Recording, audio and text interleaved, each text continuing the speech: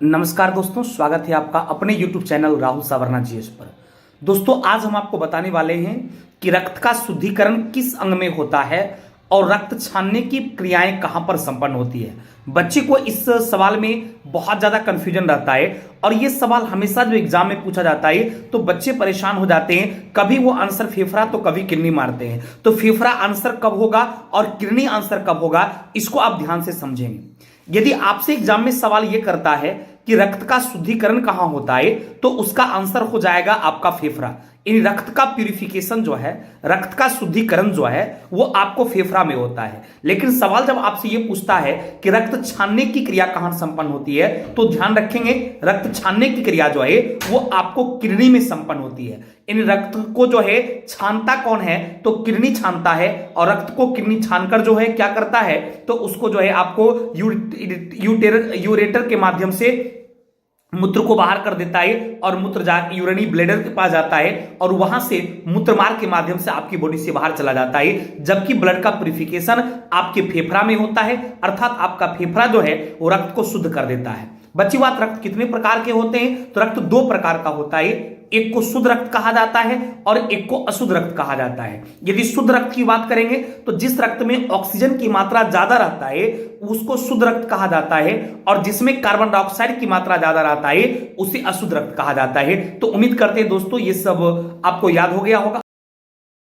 आइए दोस्त, आज हम आपको याद करवा देंगे चुटकी में कि टीन के उत्पादन में प्रथम 5 देश का नाम कौन कौन सा आता है। उसके लिए एक मस्त ट्रिक है। वो ट्रिक कौन सा है कि सीबीआई की बोली से थाई थाई हो गए, इन सीबीआई ने जैसा बोला उससे थाई थाई हो गए और इसी से सारा याद हो जाएगा।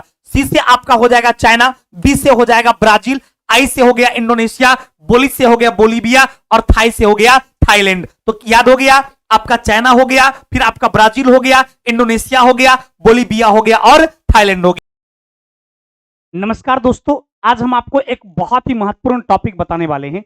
गौर से आप पूरी वीडियोस को देखिएगा और आज ही आपको जो याद होगा वो कभी भी जीवन में नहीं भूल पाइएगा। और वो आज का ये टॉपिक है दूरी और विस्थापन में difference, in difference between distance और डिस्प्लेसमेंट। कई एक बार लोग दूरी और विस्थापन को सेम समझ लेता है, कभी वो दूरी और विस्थापन को काफी अलग समझ लेता है। लेकिन वास्तविकता क्या है, मैं इसके बारे में आपको बताने जा रहा हूं। देखिए, दूरी क्या है, डिस्टेंस, ये किसी वस्तु के द्वारा तय की गई वास्तविक मार्ग की लंबाई है।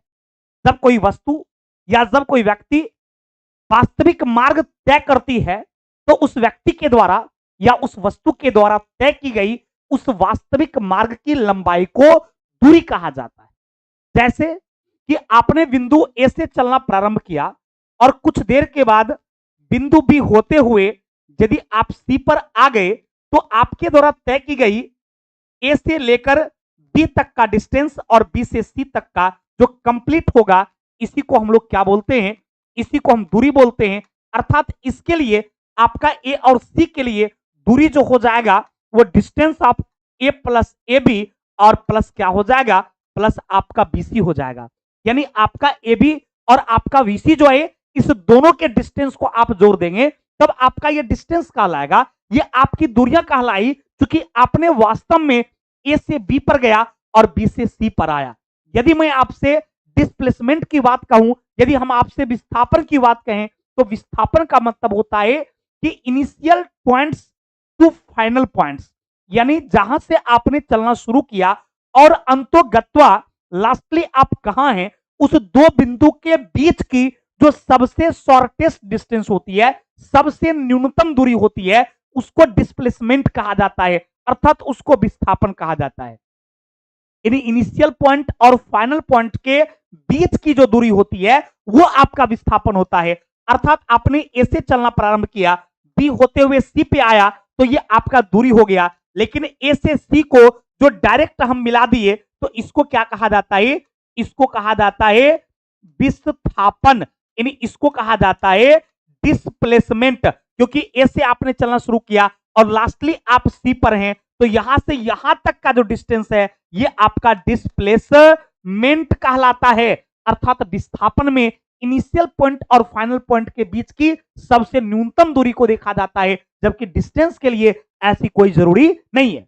दूसरा एग्जांपल मैं आपको देता हूं। यदि कोई सर्कुलर पाथ पर आप रोटेशन करते हैं, मान लिया जाए आप बिंदु ए से चलना प्रारंभ करते हैं और ये फिर घूमकर आप बिंदु पर ए पर आ जाते हैं, तो यदि हम आपसे दूरी की बात करते हैं तो आपका दूरी जो है ये आपका 2 पाई आर हो जाएगा। इन डिस्टेंस की बात करेंगे तो वो डिस्टेंस आपका 2 पाई आर हो जाएगा। लेकिन मैं विस्थापन की बात करूं, आपसे एग्जाम में सवाल पूछा जाए इसका डिस्प्लेसमेंट क्या होगा, तो आप 0 बोलेंगे। क्यों बोलेंगे? क्योंकि आपने ए से चलना प्रारंभ किया था और कुछ देर के बाद लौटकर जो है पुनः ए पर आ गया। अतः जहां से आप चलना शुरू किए और लौटकर वहीं आ गए तो आपके द्वारा तय की गई दूरी उस टोटल मार्ग की लंबाई हो गई, जबकि डिस्प्लेसमेंट आपका 0 हो जाएगा। चाहे आप 5 घंटा चलिए, 10 घंटा चलिए, उससे डिस्प्लेसमेंट को कोई मतलब नहीं है।